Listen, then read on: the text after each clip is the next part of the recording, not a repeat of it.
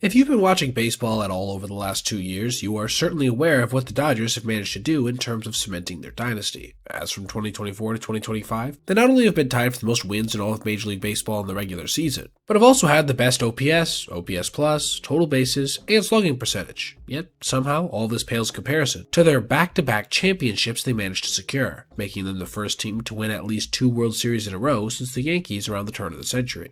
Again, though, if you've been paying attention, none of this should come as much of a surprise. This is a squad filled with future Hall of Famers, solid veterans, arguably the best player we've ever seen from a talent perspective, and, in what's most relevant to what I'm going to be discussing today, ascendant young talent. That's right, in case you needed another reason to fear how good Los Angeles is going to be going forward. Check out how MLB executives voted yesterday on who has the best overall farm system in the sport. It's just truly incredible that a team that's been as good as the Dodgers have for the last decade and a half roughly also have the best farm system in the sport, with literally 1/5 of all of those polled claiming they do. Now, you could easily attribute a lot of this to how good their system is in terms of pure development, but frankly, there's a few other teams that are known for this as well, and I don't necessarily think that's their principal separator from those clubs. Instead, I think it's the pairing of that, along with how good they've been at acquiring talent in trades from positions of depth in recent years. Take a look at this tweet put out by Sleeper Dodgers. They've been able to acquire their number 2 overall prospect, Zaire Hope, and number 6, Jackson Ferris, for Michael Busch, when they already had Freddie Freeman at first. They also swapped out Gavin Lux, who at the time was trying to figure into a complicated infield picture, for Mike Sirota, their now number 5 prospect. And finally, they traded Dustin May for James Tibbs III, ranked number 8, and Zach Earhart, who's in their top 30. We could go on and on here, but that's just in the last couple seasons. So, for anybody who's trying to disregard this club as Scrooge McDucks who simply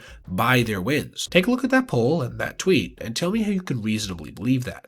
They are, quite simply, one of the, if not the, most dominant organization in sports from a top-down perspective, and perhaps the most dominant we've ever seen in baseball.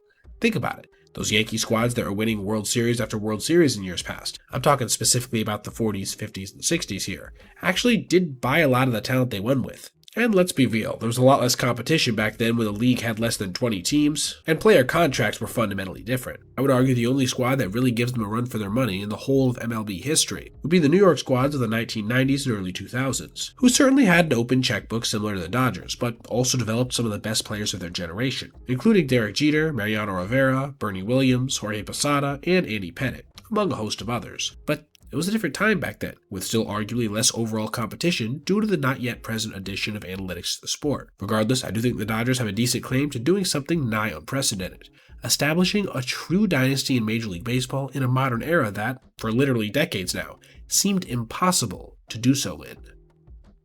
Alright everybody, if you made it this far, I appreciate you watching, and if you did, consider checking out any of these other videos on your screen right now for other content just like this. Also, if you ever see anything you'd like to see me detail in the video, feel free to reach out to my email, basebpoet@gmail.com, and if I end up using your idea, I'll give you a shout out. Thanks for watching. Have a great rest of your day.